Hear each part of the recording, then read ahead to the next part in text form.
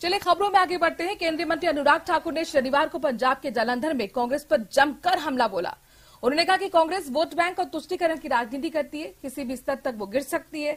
कहा कि the Kerala story में सच्चाई बताई गई है कि किस तरह से आतंकवाद को बढ़ाने के लिए हिंदुओं की बेटियों को झांसे में फंसाया जाता है। आखिरकार कांग्रेस सच्चाई को क्यों छिपाना चाहती है? अध्यक्षता भारत ने की, एससीओ की अध्यक्षता भारत ने की। ये दिखाता है भारत के बढ़ते कदमों को, और दुनिया की 5वीं सबसे बड़ी अर्थव्यवस्था भी भारत बन के उभरा है। ये अपने आप में भारत की बढ़ती ताकत है और दुनिया मान रही है कि हम आत्मनिर्भर भारत के बल पे जहां भारत को मजबूत कर रहे हैं, वहीं दुनिया भर में जब नेतृत्व दे। और महाराष्ट्र के पुणे के उबाली नगर के वाघोली क्षेत्र में गोदाम में भीषण आग लग गई, जिसमें 3 लोगों की मौत की जानकारी मिल रही है। काफी मशक्कत के बाद आग पर काबू पाया गया है। कूलिंग का काम शुरू कर दिया गया है। वाघोली में मंडप डेकोरेटर के गोदाम में दरअसल ये आग लगी थी और इसी की चपेट में आने से 3 मजदूरों की मौत हो गई।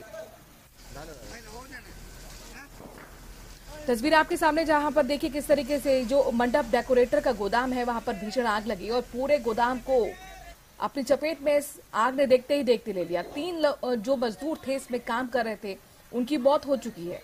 महाराष्ट्र के पुणे का उबाले नगर का ये इलाका है जहां पर ये गोदाम और इसमें आग लगी।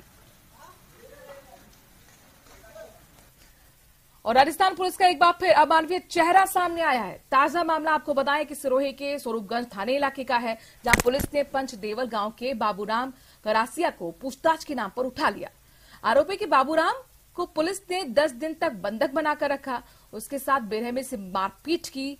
पुलिस की मारपीट से बाबूराम का जो पैर था वो फ्रैक्चर हो गया और उसे कई अंदरूनी चोटें भी आई हैं। पीड़ित के साथ उसका परिवार खौफ में है। बता दें कि पुलिस 17 मार्च को बाबूलाल को पूछताछ के लिए स्वरूपगंज थाने लेकर आई थी। पुलिस की दरिंदगी के बाद जब उसकी हालत खराब हो गई तो उसको उदयपुर निजी हॉस्पिटल में भर्ती कराया गया, लेकिन डॉक्टर्स ने उसका इलाज करने से मना कर दिया।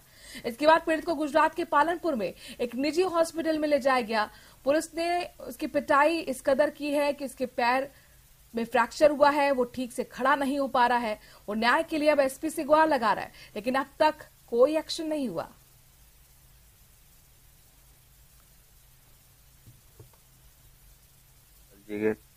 को पुलिस थाना स्वरूपगंज में लेके गए।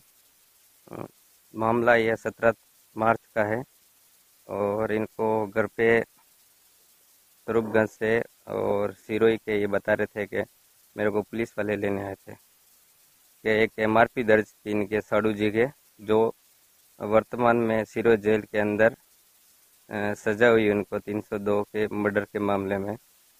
तो इनको बुलाने पूछताछ के लिए स्वरूपगंज थाने लेके गए थे। यहाँ पे इनको लेने वाले सुमन हेड कांस्टेबल जो पिंडवाड़ा थाने में तैनात थे, और उनके साथ में बता रहे थे ये कि रेशमा राम जी भी जो थाने में आए थे, और 7-8 कांस्टेबल थे सिरोही वाले स्वरूपगंज थाने के। इनके साथ बेरहमी से मारपीट की।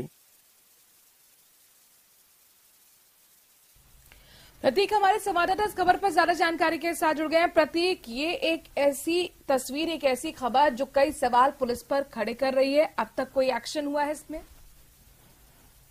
तो देखा जाए तो ये स्वरूपगंज थाना क्षेत्र का मामला है, जिसमें पूछताछ के दौरान एक आदिवासी करीब जो है बाबूराम करासी के साथ में मारपीट की गई है और कहीं उसे इतनी बेरहमी से पीटा है कि उसके पैर यानी कि जो फ्रैक्चर हो चुके हैं उसके इलाज के लिए तो बाहर लेके गया था। लेकिन कहीं ना कहीं देखा जाए तो पुलिस का खौफ ऐसा है कि इसकी इतनी आवाज उठाने के बाद भी पिछले 1 महीने से वो जो पुलिस की दर की ठोकर खाने के मजबूर है। ना उसकी कोई एफआईआर दर्ज की जा रही है, ना उसे किसी प्रकार का न्याय मिल रहा है, जिसको लेकर आज उसने वकील के मार्फत एक अर्जी देकर जो है एसपी से न्याय की मांग की है कि दोषियों के खिलाफ सख्त से सख्त कार्रवाई हो और उसे न्याय मिल सके।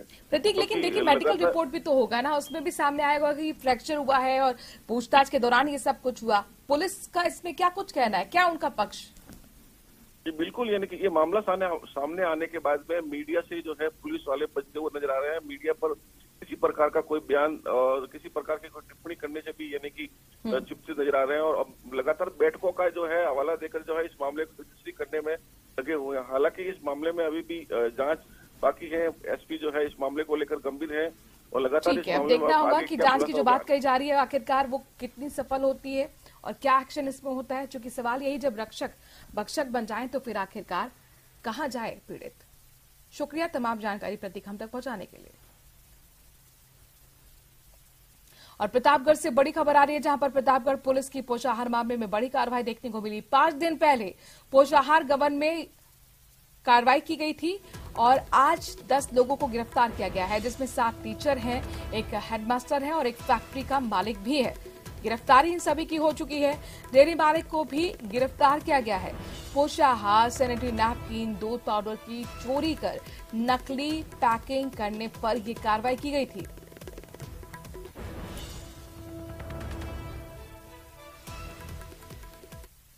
कर्मों के माध्यम से आंगनबाड़ी केंद्रों और स्कूलों में बांटी जानी थी।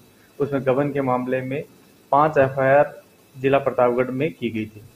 उसमें 5 मुख्य आरोपियों की गिरफ्तारी के बाद में कल और आज मिलाकर 8 ऐसे सरकारी स्कूलों के अध्यापक, जिसमें 2 प्रधानाध्यापक भी शामिल हैं, उनको गिरफ्तार किया गया है। इसके अतिरिक्त एक व्यक्ति अहमदाबाद से गिरफ्तार हुआ है और एक व्यक्ति सूरत से गिरफ्तार हुआ है। ये जो अहमदाबाद और सूरत की गिरफ्तारी है, ये वो लोग हैं जो फैक्ट्री संचालित करते हैं।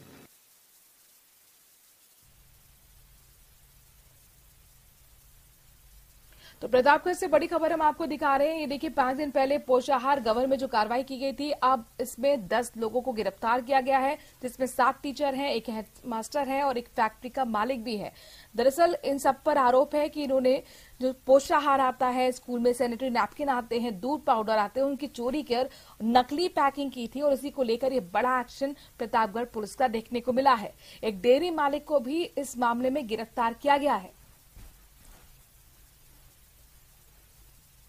ये पोषाहार का आप तमाम सामान देख पा रहे हैं। दरअसल इनकी चोरी कर नकली पैकिंग की गई और इसी को लेकर पुलिस का बड़ा एक्शन देखने को मिला है। 5 दिन पहले पोषाहार गबन में कार्रवाई की गई थी और अब ये गिरफ्तारी का सिलसिला शुरू हुआ है, जिसमें 7 टीचर, एक हेडमास्टर, एक फैक्ट्री का मालिक गिरफ्तार हुआ है और इसके साथ साथ एक डेयरी मालिक को भी पुलिस ने गिरफ्तार किया है। पूछताछ में लगातार ये समझने की कोशिश की जा रही है कि आखिरकार ये जो चोरी की जा रही थी पोषाहार की, जो गबन किया जा रहा था, वो कब से चल रहा था और कौन कौन इसमें शामिल है।